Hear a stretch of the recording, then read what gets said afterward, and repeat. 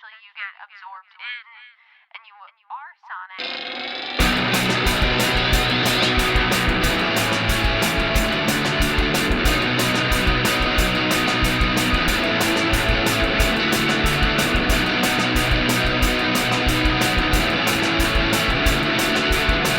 What it do, everybody? Welcome back to No Repeat. I'm your host, Taylor Olmstead. This is a podcast where we pick 3 songs every week with no repeats and no do-overs to create a perfect playlist for every occasion life throws at you. Joining me are my co-hosts, Tyler Reed.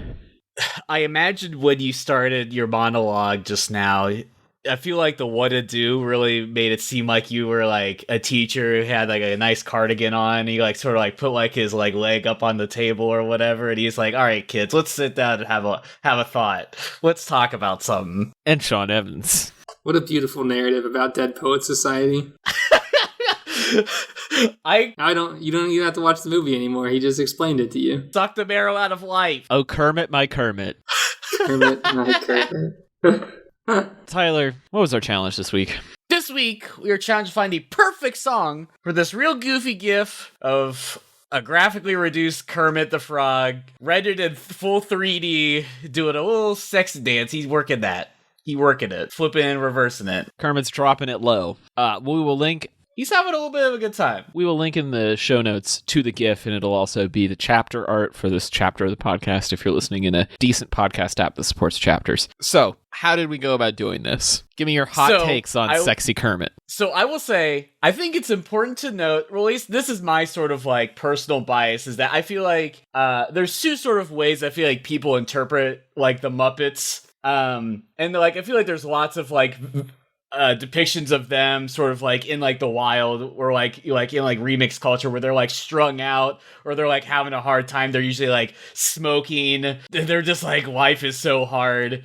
And like I like so hard like reject that side of it just because I don't know. I just feel like that's just not the sort of like vibe that I feel like they give off, because it gives the sense that what they're doing, what their performances are inauthentic in the shows. And so I just imagine that like Kermit is just a dude. He's kind of like an old head, you know, like he grew up in like the 70s, the 80s. And so like I feel like Kermit's like putting on like a vinyl. He's having a drink. It's like a Saturday night, and he's just moving. He's shaking it, and he's just having a good wholesome time. You know, like I feel like, you know, like I don't feel like he's.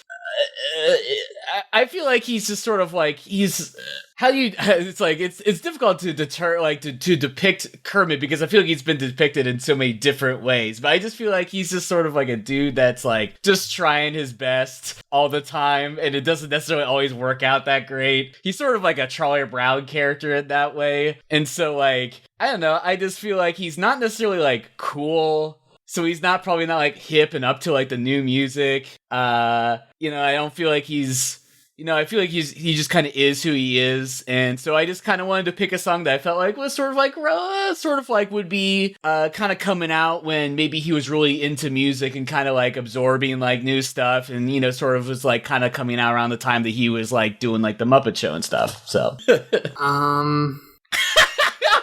I feel like I thought way more about this than you guys did. No, I feel like you definitely thought about it way more than I did.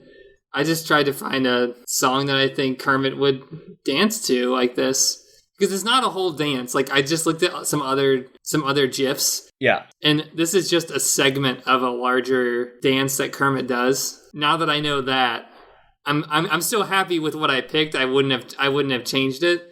Yeah. But maybe I would have changed the genre. Like maybe I would have went more like disco-esque or something. But I still thought about that in my B-side, so we'll get there anyway. But I don't think it's wrong to because you're right, because I don't think I included the full one, and I don't think it's wrong to like have your song be like included in like the whole dance, because this has 2 sort of like phases to it, and that's, I think, whichever version you ended up seeing, either half or the whole thing, I think is fine. Right. Well, just for the record, people who can't see it, it's basically Kermit dropping it. Yeah. He's dropping it like it's hot. Right. And so, I mean, he's not doing it like particularly well, to be clear. Well, no, he's a frog puppet made of felt. Yeah. There's not a lot to jiggle there. I wanted that to be clear. Yeah. That being said, I mean, I was not a huge Muppets kid. Like, I just kind of came of age in an era when the Muppets weren't really on TV. It was like a weird hiatus. And so by the time the revival show came out and then the movie with Jason Segel, I was in late high school, early college, and it just kind of missed me. But my partner is a little bit older than me and was very into the 90s Muppet films and then the ABC show, and then of course followed on into the recent movies with Jason Segel and whatnot. And he's just like gone back and binged all of the old Muppet show and just loves the Muppets as like a construct. And the Incomparable podcast that we've referenced on here a few times recently did an episode where they drafted movies that could be remade as Muppet movies, which was a very fun premise for a podcast. They came up with like which Muppets would play each character in like Muppet Back to the Future or whatever, which was kind of fun. And so in that way, like, I think Tyler is kind of like playing into my reasoning here, where like the Muppets are very remixable. That's what's made them a fixture of popular culture for, God, almost 50 years now. Kermit was introduced in 1955, but the actual Muppet Show started in 1974. So yeah, coming up on 50 years. But I think, like, the thing that makes the Muppets work is you can pick the Muppets up and put them into anything. You just have to retain the certain essence of each Muppet. And Kermit in particular is kind of the try-hard. He's the one who's always having to get the band back together. Like, that's the plot of literally 3 different Muppet movies, where, like, everybody's gone their separate ways, and now he has to bring them all back. And so there was this part of me that was like, well, do I want to lean into this like earnestness of Kermit and his like desire to bring everything back together? But then I also thought about the other defining trait of Kermit, which is that Kermit the Frog is in an on-again, off-again relationship with Miss Piggy. And this relationship is clearly of a sexual nature. We do not know how Muppets procreate, but Kermit supposedly has a nephew. So somebody in the Frog family must have made some tadpoles at some point. And so I'm kind of imagining, you know, Kermit messes up a lot, and he makes Miss Piggy mad. A lot. And so maybe this is Kermit's weird little try-hard sexy dance to try and win Miss Piggy back. You know, he's schmooving a little bit. He's trying to get himself out of the doghouse. Because he does get himself into the doghouse quite a lot. Granted, his partner is very demanding, but I feel like he could navigate her ego a little bit better. I feel like you have a much better understanding because you've, like, consumed it recently. But, like, you know, I'm just sort of, like, remembering the general, like, vibes of the things I've watched, like, and sort of almost their sort of transformative nature, like the Christmas Carol and all that. But it does feel like, as from what I remembered, I do feel like Kermit wasn't necessarily always, like, really into Miss Piggy. Yeah, it kind of goes back and forth. Sometimes he's really into her and is like swooning over her, and other times he's like, get this woman away from me. She's obsessed with me, and I'm just trying to do my job. He has a very avoidant attachment style, kind of like some of our co-hosts. I don't know what you're talking about. I don't know what that means. I don't know what's going on here. I don't know what he's talking about. So yeah, I just wanted to give Kermit an opportunity to be a little bit sexy, to play it up for Miss Piggy. But also, like you said, Kermit's not hip. And so I kind of wanted it to be a little bit of a throwback. Wanted to think about... He's round, but he is square as hell. Yes. What would Kermit pull off of the iTunes store for 99 cents and put on his local storage on his iPhone and play over the Bluetooth speaker for Miss Piggy? Oh, I thought, I remember this one. I remember Miss Piggy really enjoyed this one. Slow motion, baby. Oh my god, I want you to prank call people on this show and use that voice. It's such a good Kermit. Can you do Kermit the Frog as a bank teller calling somebody on the phone telling them that they've just overdrafted their account? Hello? Is this Mr. Fonzie? Yes, this is me. Hello, Mr. Fonz. It's come to my attention that actually you have overdrafted your bank account by $50,000. I'm gonna need you to come down to the office right now, and we need to sort through this. I don't know if that's how banking works. I'm kidding. You could tell you were losing steam on the, like, functions of banking because your Kermit got progressively worse the more uncertain you got. He Sorry, I should have done something. So Kermit as a Kermit doing a drive-through. Your car's extended warranty. Yeah.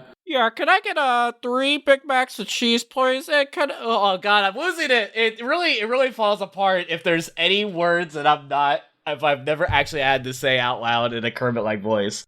Flirting with disaster. I have to get back into that. I have to remember Molly Hatchet, and I can get there. That's the key, folks. If you want to do a good Kermit, just listen to a bunch of Molly Hatchet, and you'll be just fine. do a Molly Hatchet impression really bad. Flirting with disaster. Well, with that being said, does anybody feel strongly about going first? I'm guessing not. I feel Sean. like I should go first because mine's way different. Oh, hilarious. Go ahead, bud. What do you got? This week I chose You'll Never Find Another Love Like Mine by Lou Rawls. You'll never find, as long as you live, someone who loves you tender like I do. You'll never find, no matter where you search, someone who cares about you the way I do. In my sort of description, I was kind of talking about like, oh, you know, Kermit's probably like an old head. You know, he probably likes the classics. You know, he probably has a very refined taste, a nice refined palate. He probably enjoys the music that he enjoyed listening to like when he was kind of up and coming. And so I don't exactly remember how I kind of got onto like this tangent, but I feel like I was just looking around on Spotify. I was just like looking for like different sort of like vintage sounds. And I came upon Philadelphia Soul, which is sort of like this precursor to disco, because it came out like roughly like a little bit before disco came out. And so it's sort of like characterized by like funk sounds, lush instrumental arrangements, and it usually has strings and horns. And so like it's pretty clear, like if you listen to like any disco song, you're like, oh yeah, this is definitely the same sort of DNA. And so I kind of felt like Kermit's kind of moves are kind of like, you know, they're like a little sexy, but, you know, he's kind of doing like a little wonky, and I feel like he's just sort of feeling it. And I feel like the song isn't necessarily like the most hypest song, or it's like the sexiest song, but I feel like the sort of like lavish quality, sort of like ornamentation of the song sort of makes you feel like you're feeling yourself. Like he's just feeling very indulgent in what's going on. And so I felt like it kind of really fit for the kind of vibe that was, because like I can just imagine, like I kind of said in the preamble, Kermit's like, you know, like he's having an off again moment with Miss Piggy, and he's just like had a little too much to drink, and he's just moving it in his apartment. He put on a vinyl, and he's just having a good time.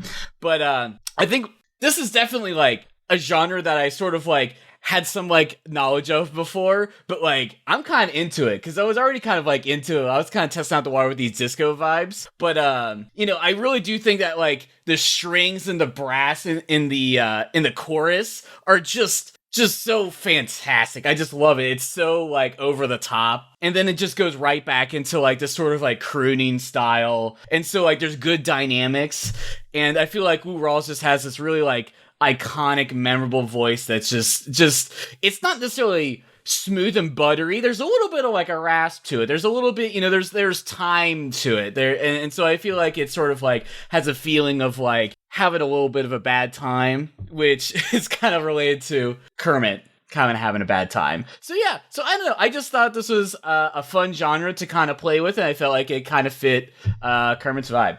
Yeah, I think you nailed it. Oh, you nailed it. I mean, so many things to say. First of all, if you like this sound, go listen to David Bowie's Young Americans album. It's very much inspired by this sound. I love that record. Yeah, this is Kermit all over it. Lou Rawls seems like somebody who, if he didn't do a guest spot on The Muppet Show, he easily could have. You know? Like, the original Muppet Show had a lot of really great musical guests. People forget this. And it was also, like, not as child-oriented as people remember. It was a little transgressive. And so I think he was definitely on The Muppet Show. I Googled it. Baby, he was on it. He was on The Muppet Show for sure. Anyway, I'm sorry. Heck yeah! Called it. Yeah, this song could have totally been on the Muppet Show for sure. And I think like the sexuality of it would have been downplayed. Because it is a sexy song. It is a schmoovin' song. That little auxiliary percussion on the verses that then gets into the full drum set on the chorus. I mean, it's just a rim groove. taps. Like that drummer is in the pocket. Excellent groove. I love the use of background vocal sparingly because you really get to highlight Lou's voice, which, to be honest, kind of is in Kermit's range. Like, the way that his rasp works could like bring in that vocal crack that Kermit has. I feel like Kermit could do a really fun cover of. And so I'm kind of envisioning your Kermit is like dropping it low as part of the choreo for his cover of You'll Never Find Another Love Like Mine. Yeah, this is awesome. I'm going to look up Lou Rawls. This is great. Yeah, no, you picked a perfect song. I don't know what else to say. It doesn't surprise me that Lou Rawls is on the Muppet Show. No, not really. I feel like I just need to go to Lou Rawls' greatest hits and just put it on my frequently listened to playlist because it's so good and I feel really bad about not knowing who he is more. I think that's kind of okay because what I kind of was reading is that a lot of like these albums during this time were mostly like the person singing it, and a lot of it was studio musicians. So it was like kind of like there wasn't really like a band, like a cohesiveness to it. So like it feels like they sort of like, you know, like the names can just be lost to time. You know, like there's not like a group of people that kind of keep things going. I feel like sometimes a band you have. They split up or like they go into different movements or do other things. But I feel like there's something about like the singular nature of it is sort of like, I don't know. I feel like it leads to somehow being erased by time a little bit. Well, and especially when you're kind of in a genre that is relatively short-lived. Like you said, this style kind of got washed over by disco pretty quickly. He was a 3-time Grammy winner for Best Male R&B Vocal Performance. Not a top-line category, you know, not Best Pop Song, right? Clearly well-recognized for his work, and justifiably so, but not, you know, he wasn't Al Green, unfortunately. We will link in the show notes to some excellent clips of Lou Rawls on The Muppet Show, including a performance he did with Kermit of the song Bye Bye Blackbird, where he is wearing the most excellent striped suit jacket with the widest lapels. God, I want that suit. You could land a plane on those lapels. Oh, I like it. Oh, it's too good. I don't want to share mine anymore. I don't. We could probably just leave it here. Let's take it easy. Let's take it easy, boys. Let's take it easy. I can go next. Sean picked an all-out classic this week. Sean, what do you got? This week I chose Work It by Missy Elliott. Work it. I need a glass of water. Boy, oh boy, it's good to know ya. Is it worth it? Let me work it. I put my thing down, flip it and reverse it. It's your primitive, it's why yet. It's your primitive, it's why yet. If you got a big, let me search it to find out how hard I gotta work. Yeah, it's your primitive, it's why yet. It's your primitive, it's why yet. If you a fly gal, get your nails done, get a pedicure, get your hair did. I'm just gonna say the only thing that needs to be said about this song was this song is credited with the creation of the term badonkadonk. So just think about that and look at that gift. That's all I gotta say. This is a classic. Now, if we're talking about like songs like iconic status for like the situation, like paired with like Kermit, Missy Elliott, they're like on the same plane of existence. Like, it's not like, I feel like this is like the perfect time to pick like an iconic song for an iconic character, right? Like, there's no way you were voted in some like indie artist, like doing some, you know, like some small time act. Like, this is, you gotta have the star power. And I feel like this is definitely was the right time. And I feel like this challenge, I feel like I went like historical with mine because I have a problem. I just try to interpret things in different ways, and I feel like I kind of like was thinking at least one of you were gonna pick something that was just sort of like dropping that ass like kind of song, you know. So, but I mean, this is when did this song come out? Did this come out in 2009? 2002. Yeah. Oh, even earlier. 2002. So I feel like this is definitely like this is a certified like classic. Like this isn't like some like I feel like you wouldn't be picking thought for Kermit. Well, I mean, maybe you could, but I feel like there's a certain like the iconicness and the classicness is like Kermit probably, like Taylor said, probably has on like his iPod, and he's like plugging it into whatever, like I'll actually know how he listened to iPods. I guess he had the aux cord, and he's doing it at his home apartment. I mean, just about. He's still got an old school iPod Hi-Fi. Let's be real. Yeah. He's got 120 gig, just big old beater iPod.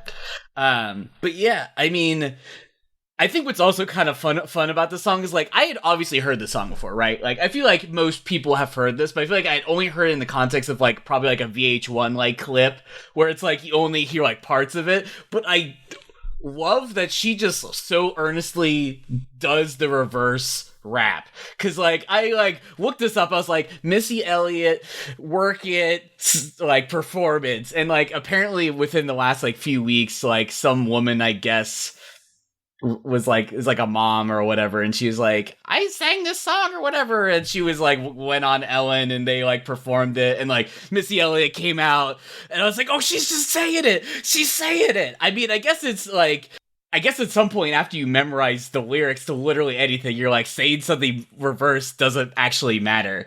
But like it's such an ingenious line, and I actually looked it up, and it was just a mistake. They just kind of was like a flub.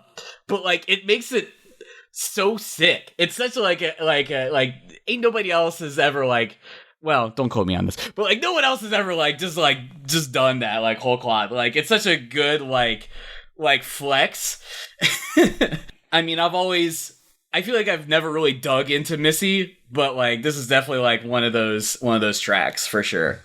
Yeah, I mean, absolute all-time classic.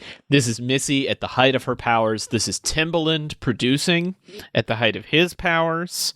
Right before the Justin Timberlake solo album, like two artists in their prime doing the damn thing. This song is iconic, both for, like Tyler said, its lyrical content. The put my thing down, flip it, and reverse it is one of the best catchphrase lines in early 2000s hip-hop. But it's also got some, like, really killer verse lines in it that, like, people, when they remember Missy Elliott, they remember the videos, and rightly so. She is truly a music video queen. Like, she got the MTV Video Vanguard Award for a reason. She is incredible at the art of the music video. But some of these bars, I mean, she is just going, and this isn't even like the most bars she's like spat on a major single, but you've got things like not on the bed, lay me on your sofa, call before you come, I need to shave my chocha. Like, who goes there? Nobody goes there but Missy. Talking about grooming habits. You do or you don't, or you will or won't you go downtown and eat it like a vulture. What? This was 2002. This was 20 years ago. Take that, Cardi. Was Cardi even alive? Hey. Don't come for Cardi like fighting. that. Also, ain't nobody gotta be fighting. This is all love, baby. Okay. There's also a fantastic shout out to another rapper, Lil' Kim, where she says, "Picture Lil' Kim dating a pastor," which I just think is a great line. Which is also no disrespect. No disrespect.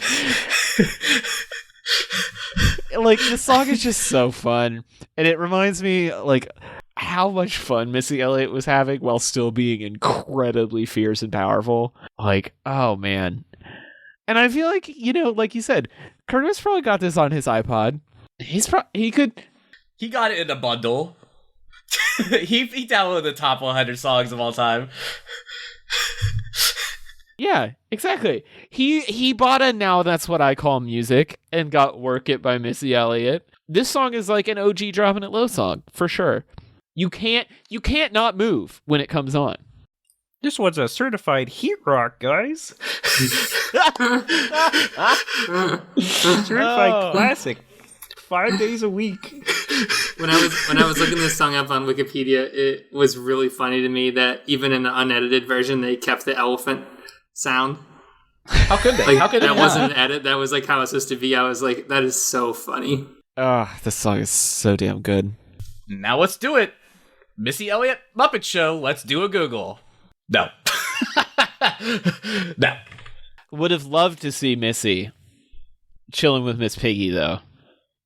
Feel like they would have gotten along. It could still happen. It could still happen. Well, that just leaves me, and this week I chose Slow Motion by Juvenile featuring Soulja Slim. I like it like that. She working that back. I don't know how to act. Slow motion for me. Slow motion for me. Slow motion for me. Moving slow motion for me. I like it like that. She working that back. I don't know how to act. Slow motion for me. Slow motion for me. Slow motion for me. Moving slow motion for me. I'm a dick thrower. Her neck and her back hurting. Cutthroat. I have you like a brand new version. It's like once you get used to it, then you Slow Motion was a fixture of the early 2000s pop rap world. It seemed like this song was literally everywhere. It came out in 2003. I don't know any other Juvenile song except this one. And the wildest thing about this song is that all the parts of it that I like are actually Soulja Slim. Like, Soulja Slim does the hook, that iconic, ooh, I like it like that, which is definitely what Kermit is dropping it low to in that gif. He's dropping it low to the hook from Slow Motion by Juvenile featuring Soulja Slim. The thing is, Juvenile's verses on this song, I feel like his flow is good, but they have aged absolutely terribly. Oh, they are so bad. There's a line about not wanting to have sex with women when they're on their period. There's a line where he talks about beating up women. He talks about having sex with married women because they like that outside dick. It was 2003. We were coming off a gangster rap. That's where we were. The thing is, Soulja Slim's We said a lot verses, of things we didn't mean. Yes.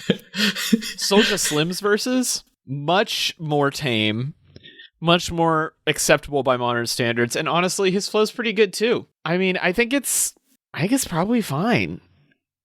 I wish Juvenile didn't go the way that he went on this. Like, it was, I don't know. Don't love his verses. Love this production. Love this hook. This production is like a slow jam with 2000s hip-hop drums on it. Like, this could be a sexy schmoovin' slow jam, but then you throw those drums and those horns on it and that hook, and it's like, oh, okay, no, this is for the club. Like, this is for dancing. This isn't for making love. You're schmoovin' to this one. Yeah, like the little like guitar lick is so smooth and so buttery, but like the flows on these are just sort of like, nah, dog. It's like, it is not smooth at all. It is like, I'm trying to show off. Look how cool I am. Aggressive power stance. You're like, listen. There's more than one way to woo a woman than with raw machismo. God, that was bad. But, you know, if Kermit's trying to make his move, he's trying to shoot his shot, he's trying to win back Miss Piggy after he done messed up, feel like he could move it in slow motion for her, if you get my drift. I feel like this one's a little too naughty. That's all I'm gonna say. Yeah, you're right. It's a naughty song, but it fits the GIF just right. So Yeah. yeah, no, I think I feel like that's always kind of one of the things is that, like Taylor talked about it, the aging of songs. Not well for a lot of stuff. I have a funny story for after the show. Maybe we can talk about it on Billy Joe Armstrong. Tonight, my mother-in-law read the lyrics to Go ahead, Sean. Tell the class. "Bitches Ain't Shit" out loud.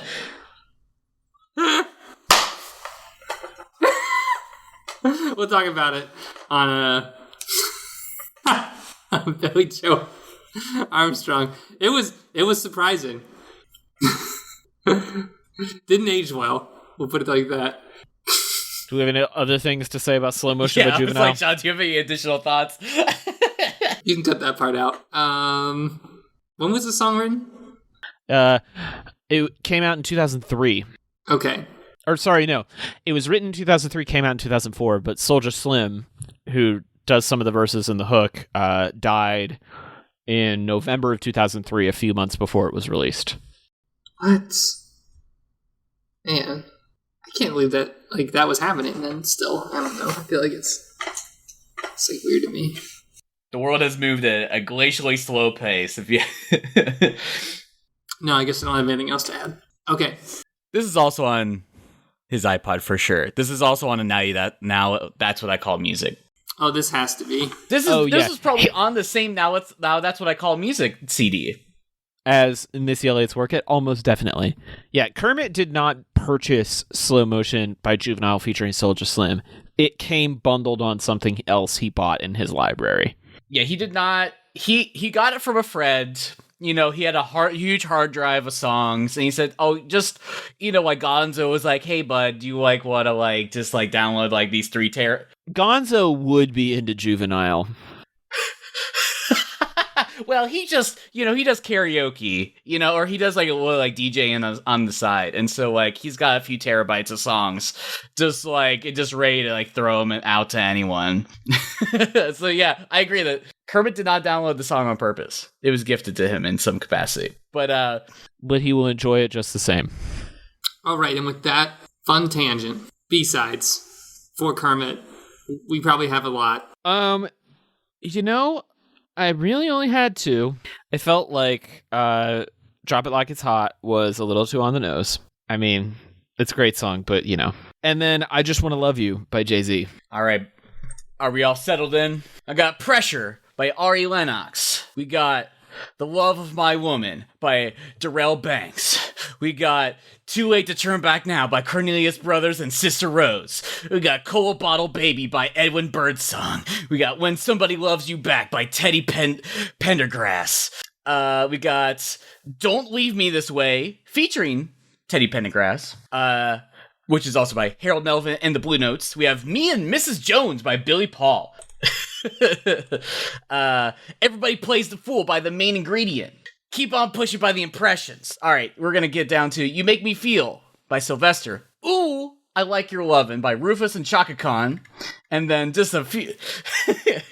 and then I Want to Dance with Somebody Who Loves Me by Whitney Houston. Gotta have a Lil Whitney. And I'm Every Woman by Chaka Khan. Okay, I have The Humpty Dance. Yes, Digital Underground. Because why not? I also have... so a not sexual song. I thought Intergalactic by Beastie Boys would be a really good fit for this one too. Okay. Solid. But then my number 2, very close to number 1, was Staying Alive by the Bee Gees. That would have been hot. That would have been hot as hell. Definitely have been on The Muppet Show before. There's no way that the Bee Gees were not on the Muppet Show. Fire up the Googler. Fire it up. Fire it up. That's just a classic song, I feel like, for any kind of walking around music. You gotta have Staying Alive by the Bee Gees. Looks like we got Muppets Miss Piggy Staying Alive. This is from Season 3, Episode 1 with Helen Reddy. I don't know what that... I'm waiting for an ad to load about a Star Wars production. Oh, this is Miss Piggy in a, Victorian dress doing a cover of Staying Alive. Perfect. There we go. That still counts. Yeah, we got it. Well, Tyler... Oh, see, I had witty comebacks for everybody. Well, Tyler, if people want to play in a jug band with you, where can they do that? Hey, everybody. You can find my design illustration work at rudepets.club. And as always, you can find me on socials as Rude Pets Club on Instagram and Twitter. Sean, if people want to call up the request line and reach you, where can they do that? You can find me on Instagram at TallySean. And if you know how to act, you can find me on the socials at TC Olmstead. All of these songs will be on the official No Repeat podcast playlist. And we will be off to record our Patreon exclusive bonus podcast, Billy J. Armstrong's Middle School Notebook, in just a minute. Back us for $1 a month on Patreon to get that show. More money for more perks. And we'll be back next week with another episode of No Repeat.